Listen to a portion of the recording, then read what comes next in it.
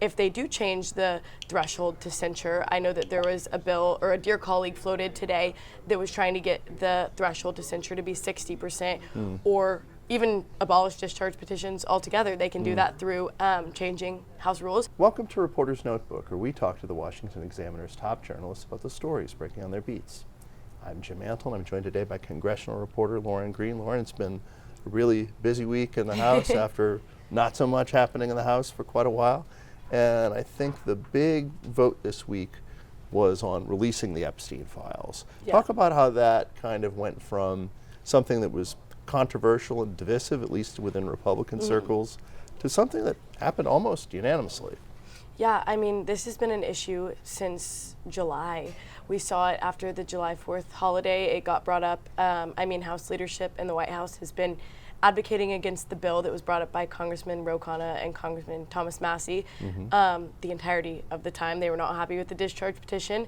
I think that a lot of Democrats and even some Republicans called on leadership for keeping the House out of session during the government shutdown and not swearing in Congresswoman Adelita Grijalva, because she signed the discharge petition as soon as she was sworn in last week. She was the 218th signature to force a vote on the Epstein Files full release bill that actually was signed by President Trump this week. Speaker Johnson did have 7 days for the petition to ripen. He didn't have to bring it up technically until after Thanksgiving, because it's 7 legislative days. They only had 5 from when it was signed, but he brought it up for a vote on Tuesday night. And right ahead of the vote, I think that Ro Khanna and Thomas Massie were expecting what they were saying, anywhere from 40 to 50 Republicans to vote with them. I think that there was only 4 Republicans on the discharge petition, but that is a tough vote whenever it comes to midterms, and whenever Trump isn't on the ballot. Trump was advocating against the bill. He called and tried to get Lauren Boebert off the petition before it hit 218 signatures. So the White House was against the bill, and so was House leadership leading up to it. But President Trump came out at the last minute and told Republicans to vote for the bill. As we know, the president doesn't like to be on the losing side of anything, regardless of if it's a losing campaign or a losing bill. And so he knew that that bill was going to pass, even if it was under suspension, because they really only needed a handful of Republican votes that they were probably going to get. And so I think that the president wanted to be on the winning side, and I mean, he was. There was only one Republican. Hooray, he was. Yeah, there's only one Republican, Clay Higgins, who voted against the bill, and he has his own reasonings for that. But Massie and Khanna, they said, as much as they don't know the president's intentions were great, they'll take anyone who sides with them on this bill that they're trying to get clarity and the files released. So they, while they praised his endorsement of the bill, they also acknowledged that they didn't think that it was the best intentions behind it. Right. So originally, when Democrats started to shift towards a focus on this, it was thought that this would be primarily damaging to Trump. And maybe it will be, but now the politics of it is a little uncertain, as Democrats and their involvement with Epstein to varying degrees comes into focus. Yeah. I don't think that former President Bill Clinton's involvement is too much of a shock. I know that that's been kind of circulating social media with different conspiracy theories and such over the last week. We saw different paintings of the former president in Epstein's house, and we've known of that involvement, but there was in the House a vote to censure a delegate from the Virgin Islands, Congresswoman Plaskett, this week, that ended up failing. There was 4 Republicans. She was texting with Jeffrey Epstein during a House oversight hearing, and he was essentially just giving her questions to question the witness on, which was in 2019, which he was prosecuted in 2019. So he had already had some charges for sexual assault leading up to that. But 4 House Republicans voted with Democrats to not censure her, which means that she would be punished in the House but not expunged. And a lot of Democrats and some Republicans, mainly Republicans like Paulina Luna and Nancy Mace, are saying that there was a backdoor deal made with Democratic leadership and Republican leadership for these 4 House members to vote with Democrats in an effort to stop another censure for Congressman Corey Mills of Florida, who has a lot of different charges against him. He has different domestic violence charges, different charges for campaign finance violations, stuff like that.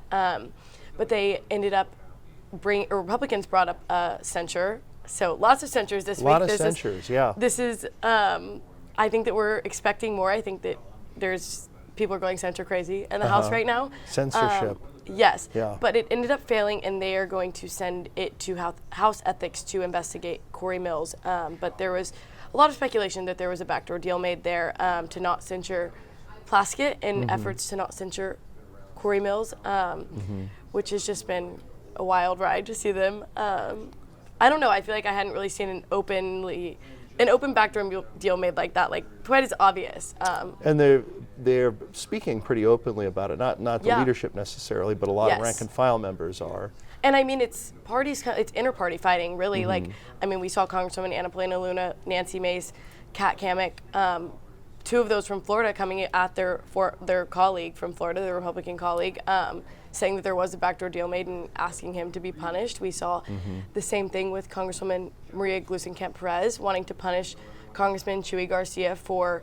And they're both Democrats. Exactly, they're both Democrats. For he filed his paperwork and then appointed his chief to be the successor nominee, because it was after filing deadlines had passed. Exactly. And yes. The chief of staff knew that the seat was going to come vacant, and other people didn't know. Yes. So it could basically just a shoe-in. Yeah. And so, as Maria Gluesenkamp-Perez thought that should be punished, we saw also Republican interfighting, just lots of interfighting, lots of cross-party fighting, lots of fighting in the House this week. A lot of fighting in the House. So we were talking earlier about discharge petitions, and that's how the Epstein Files legislation made it to the floor.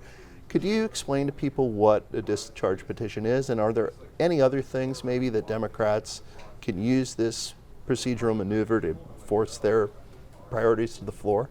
Yeah, I mean, like we've seen a bunch of censures, we've been seeing a ton of discharge petitions. It's a tool that's typically used by the minority to use leverage and some power in something that they think that they have bipartisan support on.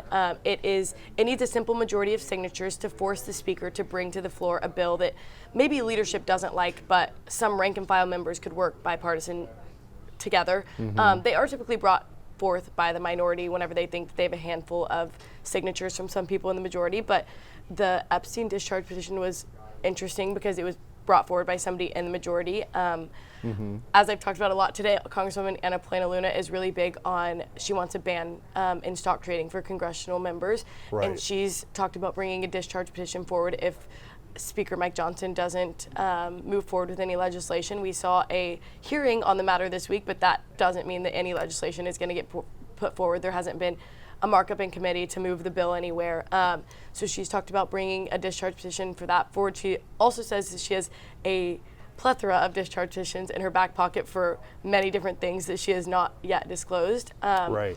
But it is interesting to see people in the majority use this tool that is typically used by the minority to get any of their legislative priorities across the floor.